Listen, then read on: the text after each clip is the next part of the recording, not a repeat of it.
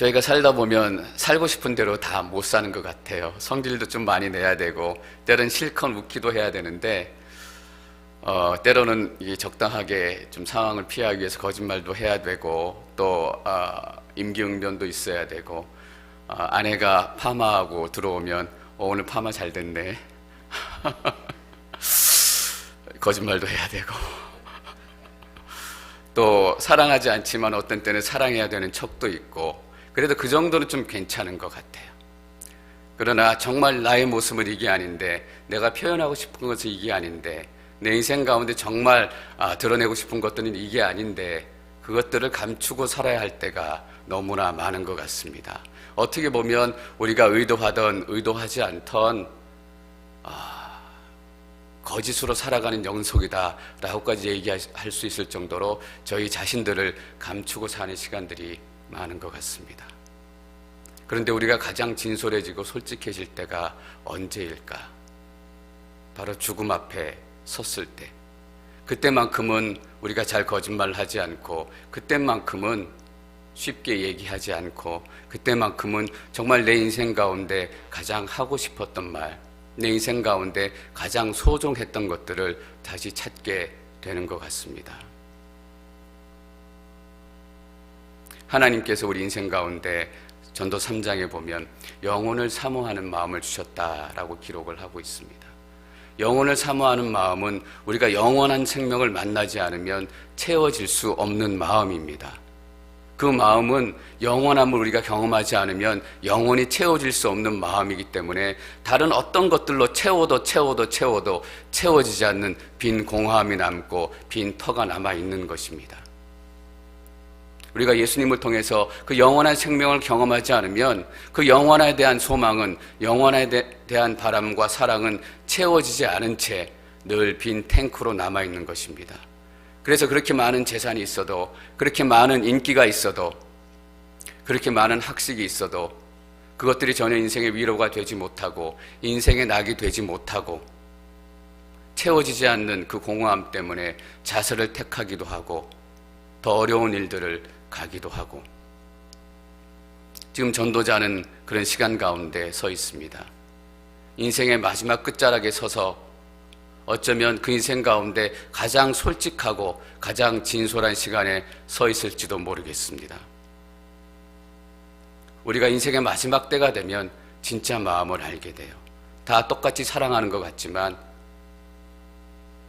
그래서 유산을 나눠줄 때도 똑같이 나눠지지 않게 되죠. 또 죽음 앞에 서면 다른 것들을 찾는 것이 아니라 가장 소중한 것, 가장 사랑하는 사람들을 찾게 되죠. 마지막으로 그 사랑하는 사람들을 내 품에 품고 가자, 내 눈에 품고 가자. 그래서 마지막이 되면 저 사람이 정말 어떤 것을 가장 중요하게 생각하는구나. 그래서 마지막이 되면 그 중요한 것 한 가지 빼고는 다 중요하지 않게 되는 것. 저희 성도님 중에 한 분이 많이 편찮으셨다가 퇴원을 하셨는데 이런 얘기를 하세요. 아파 보니까 다른 것들은 아무것도 아니다라는 거예요. 중요한 것이 하나도 없다라는 거예요. 죽음 앞에 서면 진짜 중요한 것을 깨닫게 되는 것. 그래서 저희는 죽음 앞에 서 있는 전도자의 고백을 더 심각하고 진지하고 신중하게 받아들여야 하는 것입니다. 전도자는 자꾸 인생의 슬픈 이야기, 비관적인 이야기, 아픈 이야기들을 자꾸 얘기하기 시작합니다. 왜냐하면 그것이 현실이기 때문입니다. 전도자가 일부러 인생에 대해서 비관적인 포지션을 가져야지, 일부러 인생에 대해서 좋지 않은 얘기를 해야지, 그런 생각이 아니라 그냥 평생토록 자기가 경험했던 그 시간들을 그대로 얘기하는 것입니다. 실제로 인생은 비극적이고 비관적이고 소망이 없다라는 것입니다. 전도자가 품고 있는 이 땅의 세계, 이 땅의 모습은 하나님이 떠난 세상, 하나님을 찾지 않는 세상, 하나님의 생명이 임하지 않는 그런 세상들을 얘기하고 있습니다. 우리는 전도자의 충고를 다시 한번 새겨들어야 할 것입니다. 그래서 우리가 마지막에 서게 될 그 순간에 전도자가 했던 고백이 우리의 고백이 되는 것이 아니라 전도자가 했던 충고가 우리 가운데 남아서 그 전도자의 충고가 내 삶을 이렇게 변화시켰다라고 고백할 수 있어야 할 것입니다. 전도서를 읽다 보면 계속적으로 슬픈 이야기, 아픈 이야기, 고통스러운 이야기들이 반복이 됩니다. 처음에는 막 여러 가지 갈래길로 이 길도 가고 저 길도 가고 많은 길들이 있는 것처럼 1장에 시작을 하지만 10장, 11장에 가면 우리는 막다른 골목에 와 있다라는 것을 저절로 깨닫게 되는 것입니다. 전도자는 특별히 너희들이 하나님을 믿어야 된다. 여호와께서 너희들의 주인이시다. 모세의 율법을 매일매일 지키고 살아라. 이렇게 강력하게 소리치지 않고 있습니다. 인생의 현실을 그대로 보여주는 자체가 우리 인생을 막다른 골목으로 데리고 간다라는 것입니다. 그래서 우리가 우리의 눈을 열어서 이 땅의 현실을 제대로 보기 시작하면, 우리 인생의 현실을 제대로 보기 시작하면 하나님을 찾게 되지 않을 수 없다라는 거예요. 우리는 막다른 골목에 다다르게 될 것입니다. 그 막다른 골목에 다다르게 되면 주위에 있는 모든 것들은 다 떠나게 되고 하나님과 나 단 둘이만 남게 되는 것입니다. 전도자의 마음 가운데 있는 생각은 계속 그건 것 같아요. 막다른 골목에 다다랐을 때 과연 무엇이 남게 될 것이고 누가 남게 될 것인가. 그래서 특별히 전도자는 오늘 4장에서 인생의 아픈 단면 중에 하나, 어차피 인생은 나 혼자다 라는 이야기를 하고 싶은 것입니다. 어떻게 보면 우리가 인정하고 싶지도 않고 내 주위에 너무나 사랑하는 사람들이 많기 때문에 나와는 상관이 없다라고 얘기할 수 있을지 모르지만, 전도자가 분명히 얘기하는 것은 그것이 우리 모두에게 공통된 현실과 상황이다라는 것입니다. 저 1절 말씀 같이 읽도록 하겠습니다. 1절 시작. 다시 해 아래서 일어나고 있는 모든 억압당하는 일들을 살펴보았다. 억압받는 사람들이 눈물을 흘리지만 그들을 위로해 줄 사람이 없다. 억압하는 사람들은 힘을 행사하는데 억압받는 사람들을 위로하는 사람이 없다. 전도자는 계속해서 해 아래 있다라는 표현을 자주 씁니다. Under the sun. 해 아래 있다는 것은 해 아래에 있는 모든 사람들이 동일하다라는 것입니다. 다시 말하면 땅에 사는 모든 사람들에게 예외가 없이 다 적용되는 사항들이다라는 것입니다. 우리가 실수하는 것 중에 하나가 나는 특별하다라고 생각하며, 다른 사람들은 여기서 실수했지만 나는 특별하기 때문에 나는 안 넘어질 거야. 나는 실수하지 않을 거야. 나는 우리 아버지처럼 살지 않을 거야. 나는 우리 부모님처럼 살지 않을 거야. 왜? 나는 다르니까. 목회자들도 그런 착각에 빠질 때가 너무나 많은 것 같아요. 나는 설교도 잘하고 기도도 잘하고 찬양도 잘하고 사람들하고 관계도 잘하고 여러 가지 공부도 많이 했으니까 나는 특별해서 아무리 어려운 사역지, 어려운 교회에 가도 나는 특별하기 때문에 그 교회는 다시 부흥하고 다시 하나님의 은혜가 임하고 다시 괜찮아질 거야. 그 사람이 특별해서가 아니라, 그 목사님이 특별해서가 아니라 하나님의 은혜 때문에 그 교회가 회복되고 부흥하고 다시 하나님의 사랑이 전해지는 것입니다. 저는 한 사람의 목회자로서 요즘에 계속적으로 저에게 혼잣말처럼 하는 얘기가 이것입니다. 나는 특별하지 않다. 하나님께서 우리 엔커리지 온누리교회 그 마음들을 다시 한번 만져주시고 우리 모든 분들이 은혜를 구하고 함께 기도하기 시작한 것, 자칫하다가는 특별한 내가 왔기 때문에 이 교회가 변하기 시작하는구나. 절대로 그렇지 않다라는 거예요. 내가 특별하다면 하나님의 은혜를 입었기 때문에 특별한 것인지, 내가 어떤 능력이 있기 때문에 특별한 사람이 아니다라는 것입니다. 해 아래에 있는 모든 것들은 이런 비참한 환경 가운데 있다라는 거예요. 나는 당신과 달라. 나는 당신 인생과 달라. 내가 다시 해 아래에 일어나고 있는 모든 억압당하는 일들을 살펴보았다라고 기록을 하고 있습니다. 보았다라는 거예요. 이 땅 가운데 우리가 실제로 보고 있는 현실이 바로 이런 것이다라는 얘기예요. 우리가 눈에 보이는 것만 쫓아간다면 우리는 헛된 인생을 살 수밖에 없고, 눈에 보이는 것만 믿는다면 우리는 바람 잡는 인생이 될 수밖에 없다라는 것입니다. 세상은 보이지 않는 것을 쫓아가는 우리를 허망하다고 얘기하지만 성경은, 하나님은 그렇게 얘기하지 않습니다. 눈에 보이는 것을 쫓아가는 인생이 비참한 인생이고 눈에 보이는 것을 쫓아가는 인생 가운데는 진짜 기쁨이 없다라는 거예요. 내가 억압당하는 일들을 살펴보았다. 이 땅에 있는 일들을 살펴보니까 이 땅에 일어나고 있는 일들의 현실이 바로 이런 것이다 라고 전도자는 얘기하고 있습니다. 여러분, 보이는 것을 쫓아 사는 인생이 되지 마십시오. 보이지 않는 하나님을 쫓아 사는 인생이 되시길 바랍니다. 보이지 않는 하나님을 쫓아 사는 것, 이 환경을 뛰어넘어 역사하시는 하나님의 능력을 기대하며 사는 것, 이것을 믿음이다라고 얘기하는 것입니다. 우리는 헛된 바람, 헛된 허삭을 쫓아 사는 인생이 아니라 믿음으로 하나님을 바라고 천국을 바라며 사는 인생인 것입니다. 사람들은 우리를 어리석다, 우리를 바보 같다 얘기할지 모르겠습니다. 그러나 하나님의 말씀이 진리이고 하나님의 말씀이 우리에게 선포되어진다면 우리 가운데 그런 믿음이 시작될 줄 믿습니다. 억압당하는 사람이 있고 억압하는 사람이 있다는 것, 힘을 가진 사람이 있고 힘을 빼앗긴 사람이 있다라는 것입니다. 그래서 우리는 함께 할 수 없고 동행할 수 없고 결국은 나누어질 수밖에 없다는 것. 누군가 힘을 가져야 하고 누군가는 힘을 빼앗겨야 하고 힘을 가진 자가 힘없는 자를 핍박하고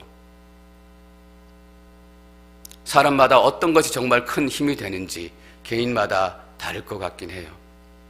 어떤 사람에게는 돈이 힘이고 통장에 돈이 많이 쌓이기 시작하면 내가 정말 힘 있는 인생인 것 같다라고 생각이 되기도 하고 어떤 분은 책을 한 권 읽으면 이번 달에는 3권 읽었다.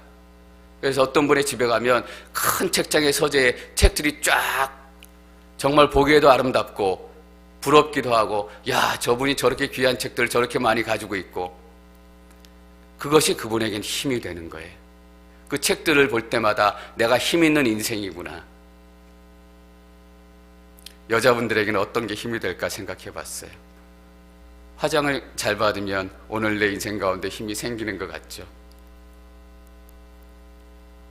사람마다 힘의 가치와 힘의 성격은 다를 수 있을 것 같아요. 또 시대마다 힘의 성격과 힘의 가치도 다를 것 같아요. 농사 짓는 시대에는 농사 짓는 사람들이 많은 게 그 가정 가운데 힘이었어요. 그래서 그때에는 아들이 많이 나오면 아들이 많은 집안이 힘 있는 집안이고 아들을 많이 낳은 엄마가 힘 있는 엄마였죠. 그때는 아들이란 것이 가족이란 것이 힘이 되었고 또 어떤 시대에는 지식이 힘이 되어서 지식이 많은 사람, 그래서 그 시대는 철학가들이 그 세상을 통치하기도 했고 철학가의 지식이 세상의 힘이 되기도 했어요. 지금은 분명히 돈이 힘이 되는 시대예요. 돈을 많이 가진 사람들이 힘을 많이 갖고 권력을 많이 갖고 그래서 돈의 힘으로 핍박당하고 어려움을 당하기도 하고 그런데 슬픈 또 하나의 사실은 무엇인가? 힘으로 빼앗고 뺏기는 것이 아니라 힘없는 사람들에게 위로할 사람이 필요한데 그 힘없는 사람들에게는 위로할 사람도 없다라는 사실입니다. 정말 힘 있는 사람이 아니라 힘없는 사람에게 위로자가 필요하고 위로받아야 될 사람들은 억압당하는 사람들, 아픔 가운데 있는 사람들, 고통 가운데 있는 사람들이지만 그 위로조차도 힘 있는 사람, 돈 있는 사람, 무엇인가를 가진 사람들이 다 누리게 된다라는 것입니다.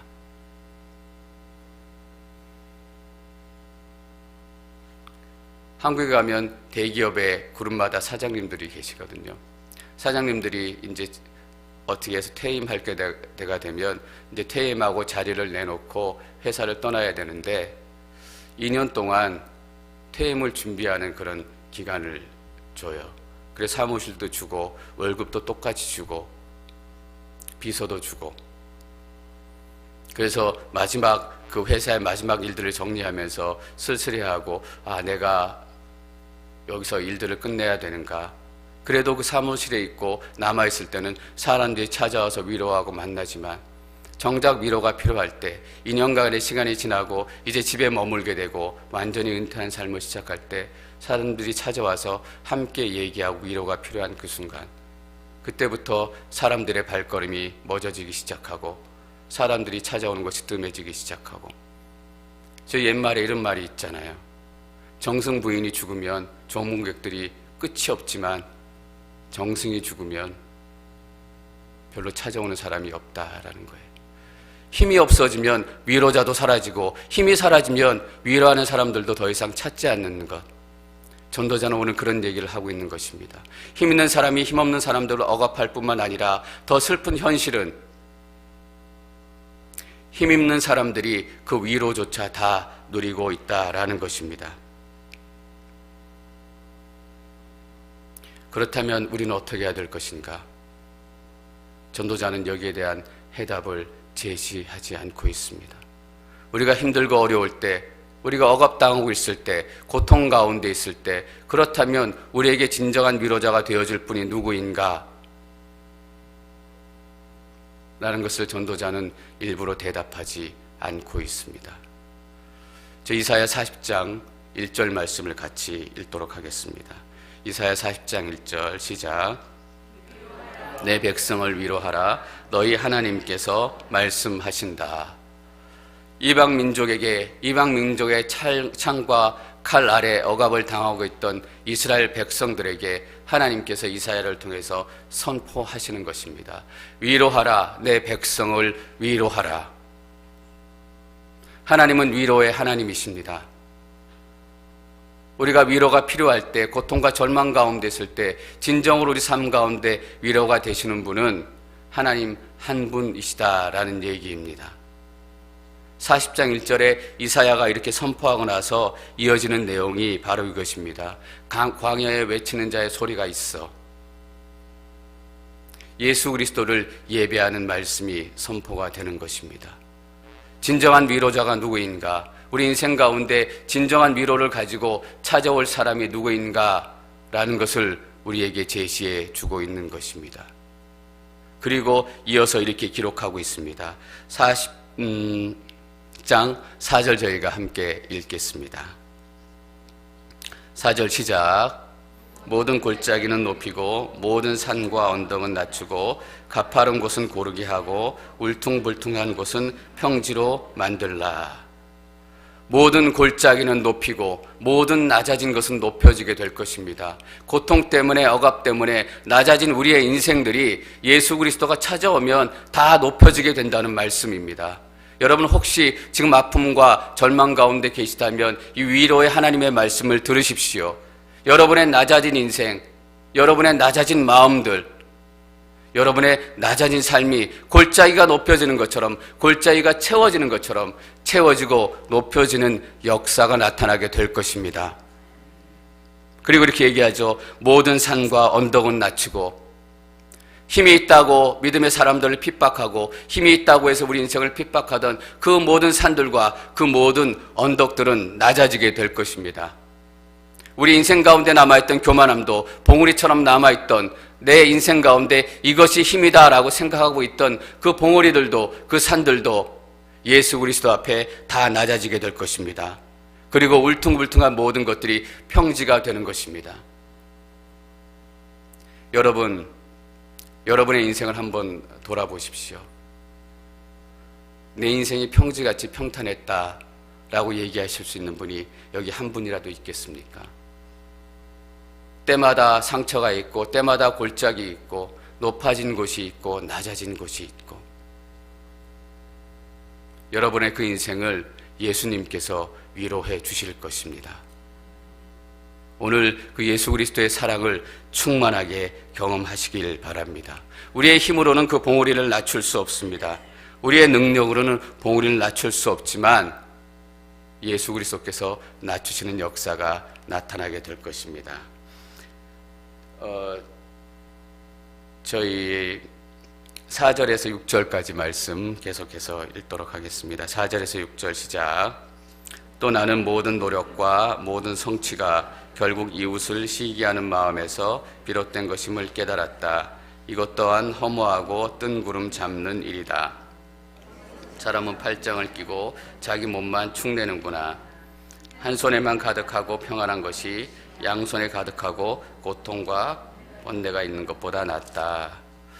이것은 전도자가 바라본 인생에 대한 시각, 성공과 성취에 대한 시각이겠지만 동시에 하나님께서 사람들의 성공과 업적들을 바라보는 시각이기도 합니다. 한국도 물론 더하지만 얼바인만 해도 애들이 학원 다니라고 난리예요. 악기 기본적으로 한두 개, 스포츠 기본적으로 한두 개, SAT 학원에 또 무슨 학원에, 그것만 다 잘하면 완벽한 인간이 될 수 있을 것 같아요. 그런데 배우고 있는 그 실제적인 그 가운데 있는 마음은 이런 것 아니겠어요? 다른 사람보다 악기 한두 개 더 해야지, 다른 사람보다 운동 한두 개 더 해야지, 다른 사람보다 한두 단계 높은 대학에 가야지, 그리고 다른 사람보다 1, 2만 불 많은 직장에 가야지. 그런 과정들이 꼭 나쁘다고 생각하진 않습니다. 그러나 거기서 끝을 맺는다면, 제 딸애가 저한테 한번 이렇게 얘기한 적이 있어요. 정말 자기가 좋아하는 차가 있는데 나중에 자기가 학교 졸업하고 어른이 돼서 그 차를 사는 게 목표라는 거예요. 좀 좋은 차라서 한 6, 7만 불 정도 하는 것 같더라고요. 그래서 제가 제 딸애한테 이런 얘기했어요. 그 차가 네 인생의 꿈이 된다면 너는 7만 불짜리 인생이 되는 거다. 저는 제 딸이 7만 불짜리 인생이 되길 원치 않습니다. 제 딸이 남보다 1, 2만 불 더 비싼 그런 인생이 되길 원치 않는 것입니다. 근데 제 자신부터 제 아이에게 들여놓은 가치관이 바로 그것들이더라고요. 공부시키면서 학교 보내면서 남들보다 한두 단계 더 높은 대학에 가서 1, 2만 불 더 받는 직장에 다니고, 그래서 1, 2만 불 더 값어치 있게 살아라. 저는 우리의 모든 자녀가 그냥 1, 2만 불 더 비싼 인생이 되길 원치 않습니다. 하나님의 가치를 꿈꾸고 하나님의 드림을 품에 안고 하나님의 영광을 이루어가는 값으로 말할 수 없는 그런 인생들이 되기를 원하는 것입니다. 이 모든 것들이 뜬구름 잡는 것이다 라고 얘기하고 있습니다. 너희들의 모든 이루어 놓은 것들, 성경과 노력들을 보니까 정말 그것들 가운데 가치가 있는 것이 아니라 남들보다 좀 달돼야 되겠다라는 마음으로 이루어 놓았다라는 얘기입니다. 이것 또한 허무하고 뜬구름을 잡는 일이다. 무엇이 남겠어요? 마지막 죽음 앞에 섰을 때. 5절은 또 이렇게 얘기하고 있어요. 어리석은 사람은 팔짱을 끼고는 자기 몸만 축내는구나. 나는 고고하고 도도한 인생이기 때문에 그런 경쟁에 참여하지 않겠다. 나는 그런 더티한 플레이에 고고하고 학처럼 살아가겠다라고 이렇게 팔짱을 끼면서 나는 달라, 나는 달라. 그래봐야 남는 게 뭐라고요? 배고른다라는 거예요. 네 목만 축낸다라는 거예요. 어쩔 수 없이 이 땅 가운데 삶이 그런 경쟁 가운데 살아갈 수 없기 때문에 경쟁을 안 할 수도 없고 할 수도 없고, 우리가 인생에 가지고 있는 딜레마가 바로 이거잖아요. 이것을 하자니 그렇고 하지 않자니 그렇고. 그래서 우리의 쫓아가는 그런 인생, 바람과 같은 그런 인생이다라는 것입니다. 그래서 이어지는 말씀 가운데 전도자는 가족도 없고 형제도 없는 어떤 부자 한 사람의 얘기를 또 들어요. 죽을 것 같이 벌고 악착같이 벌지만 그래도 만족하지 못하고 더 큰 창고를 짓고 더 큰 욕심의 터널을 만들어서 거기다 채우고 채우고 또 채우지만 그래도 만족할 수 없는 그런 상황 가운데 살면서도 정작 자신이 쓰지도 못하고 자신의 아들에게, 가족에게 물려줄 수도 없는 그런 슬픈 상황, 그게 그 인생 가운데 무슨 소용이 있겠냐라는 것입니다. 당신이 쓰고라 가기로 하면 좋겠지. 다음 아들에게, 손자, 손녀에게 물려주기라도 하면 날 텐데 만족하지도 못하고 아글타글 벌어놓으니 물려받을 사람도 없고 가져갈 사람도 없고, 그것이 우리 인생의 마지막 모습인 것입니다. 여러분, 캘리포니아 뉴포트나 얼바인 비치에 가면 정말 대저택들이 많습니다. 비치 해변가의 산등석에 정말 몇십만 불, 때는 몇백만 불, 천만불까지 이르는 그 대저택들이 많은데 그 집들을 제안해하고 이렇게 보면서 저런 집을 목사가 가질 수는 없고 저기 사는 친구를 만들어야 되겠다. 그래서 놀러라도 한번 가봐야 되겠다. 근데 옆에 계시는 한 분이 이런 말씀을 하시는 거예요.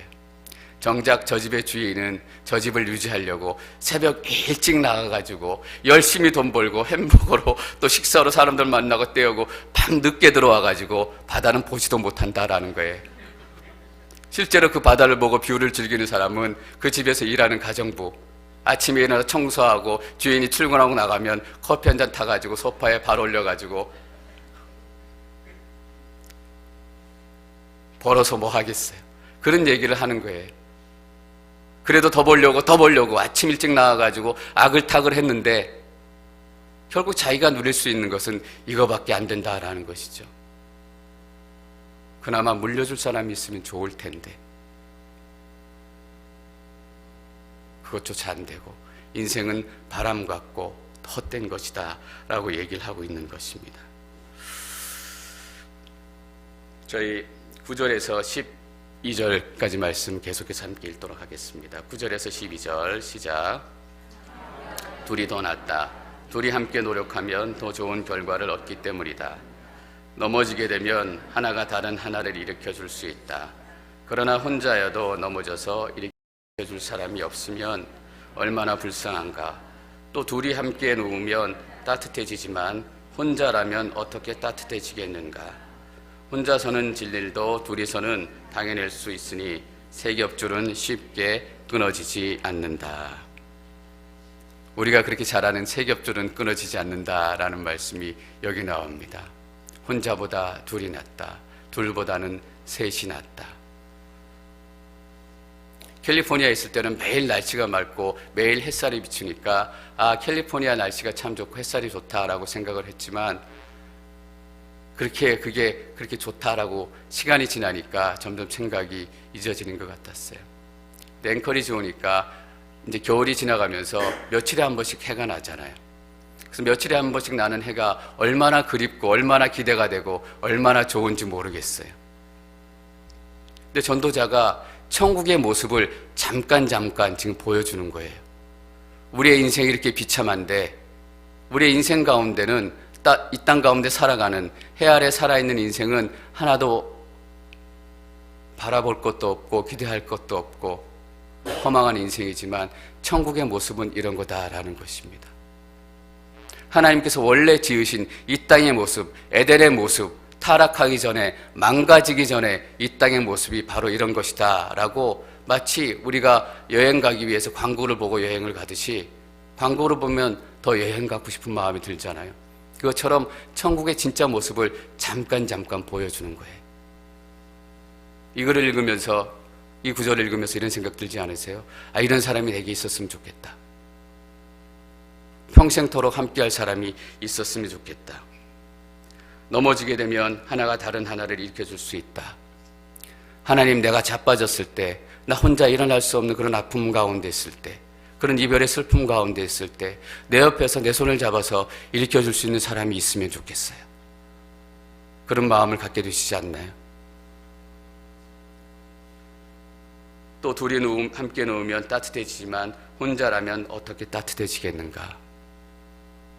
하나님, 내 인생의 겨울이 찾아왔을 때, 다 떠나가고 없을 때 그 추운 겨울을 함께 보낼 수 있는 누군가가 있으면 좋겠어요. 그게 둘이 아니라 셋이라면 얼마나 좋을까요? 그 소망들을 우리가 마음에 품도록 그 모습들을 전도자는 기록하고 있는 것입니다. 제 아내가 몇 년 동안 건강이 안 좋아서 많이 고생을 했는데 오늘 이렇게 둘이 걷다가 하는 얘기가 그래도 정말 걱정해주고 기도하고 또 마음에 정말 마음 같이 아파하는 것은 남편이 아니라 부모님이다라고 얘기를 하더라고요. 맞는 것 같아요. 부모님이 우리 자식들의 아픔을 제일 아파하시고 슬퍼하시고 제일 많이 기도하시는 것 같아요. 그래서 저도 지금 저희 어머니한테 전화하면 목소리만 조금 가라앉아 있어도 재영아 목소리 와 이러노? 오늘 무슨 일 있었나? 오늘 제 감기 걸려서 목소리가 좀 잠겼는데 이런 날은 전화하면 안 돼요. 부모님이 정말 많이 걱정하세요. 그러한 부모님도 평생 우리와 함께 할 수 없다라는 것입니다. 누군가 평생 함께 있어서 영원까지 함께 있어서 우리의 아픔과 슬픔과 고통을 나눌 수 있다면 쓰러졌을 때 일으켜줄 뿐만 아니라 우리가 혼자 걷기 어려울 때 함께 업고 걸어줄 그 어떤 분이 우리에게 계시다면 인생의 추운 겨울에 함께 지나갈 동반자가 우리에게 있다면 이어지는 13절에서 16절까지 말씀이 뭐예요? 이 땅 가운데 그런 사람은 없다라는 것입니다. 우리 13절, 14절 같이 읽겠습니다. 시작. 남의 말을 받아들일 줄 모르고는 늙고 어리석은 왕보다 가난해도 지혜로운 청년이 100번 낫다. 그런 청년은 감옥에 있다가도 나와서 다스릴 수 있다. 그가 그 나라에서 가난하게 태어났어도 말이다. 15절까지 읽을까요? 시작. 해 아래 다니는 모든 사람의 왕의 후계자가 된 그 청년을 따랐다. 16절. 이제 모든 무수한 백성들의 속성이니 그 이전 세대도 마찬가지였다. 그 다음 세대는 그를 기뻐하지 않을 것이다. 이것 또한 허무하고 뜬구름 잡는 일이다. 인기가 있는 왕이 있었습니다. 그런데 그도 나이가 들고 지혜가 사라지기 시작하고 고집만 남기 시작하자 사람들이 떠나가기 시작하는 것이죠. 그런데 한 청년이 있는데 가난하고 또 감옥에도 갔다 온 청년이에요. 가난하다라는 말은 무엇일까요? 역시 홀로 인생을 지내고 있는 그런 사람이다라는 의미겠죠. 감옥에 들어갔다 나왔다라는 것은 무슨 의미일까요? 역시 함께 해줄 동반자가 없고 함께 인생의 겨울을 지낼 동반자가 없는 그런 인생이었다라는 것입니다. 그런데 그가 지혜가 탁월해서 왕이 되고 나니까 많은 사람들이 그 주위에 모이기 시작했습니다. 이제 나의 외로움은 떠나갔다. 나의 어려운 시절은 떠나갔다. 이 사람들이 나와 영원히 함께 할 것이다. 내 아픔의 시대에, 겨울의 시대에 이 사람들을 통해서 내가 위로받을 수 있을 것이다 라고 생각했는데 생각하자마자 어떤 일이 벌어지기 시작해요. 그 자신도 나이가 들기 시작하고 그 자신의 지혜가 멀어지기 시작하고 그 자신 가운데도 고집만 남기 시작했을 때 사람들은 또 다른 청년, 지혜로운 왕을 찾아서 떠나간다라는 것이에요. 그러고 나니 다시금 그 지혜로운 청년은 혼자 남게 된 것입니다. 여러분, 슬픈 이야기잖아요. 가슴 아픈 이야기잖아요. 우리의 인생이 이렇게 홀로 남겨질 수 있다는 것, 혼자 남겨질 수 있다는 것. 전도자는 우리 인생의 현실을 직시하기 바라면서 또한 우리 인생 가운데 끊어지지 않는 소망을 보게 하는 것입니다. 사랑하는 성도 여러분, 전도자가 한 얘기들이 참 슬픈 얘기예요. 참 가슴 아픈 얘기예요. 그러나 우리의 삶이 슬픔으로 끝나지 않는다는 것, 아픔으로 끝나지 않는다는 것. 전도자의 눈으로 바라본 세상, 우리의 육신의 눈으로 바라본 세상은 아픔과 슬픔과 고통밖에 남아있지 않은 그런 어려운 세상이지만 우리의 믿음의 눈을 열어서 바라보기 시작하면 우리의 낮은 곳을 높여주시고 높은 봉우리를 낮게 해주시는 예수 그리스도가 우리 삶 가운데 이미 와 계시고 더 깊이 임하시게 될 것이다 라는 믿음의 현실을 보게 되는 것입니다. 이 땅의 현실을 보지 마시고 믿음의 현실, 영적인 현실들을 보시기 바랍니다. 예수 그리스도께서 여러분 가운데 영원한 동반자가 되실 것입니다. 영혼을 사모하는 우리의 갈증, 영혼을 사모하는 우리의 배고픔을 예수 그리스도께서 채워주실 것입니다. 그 말씀으로 충만한 인생 되시길 바라고 그 말씀으로 영원한 생명을 이 땅 가운데 먼저 누리시길 축원합니다.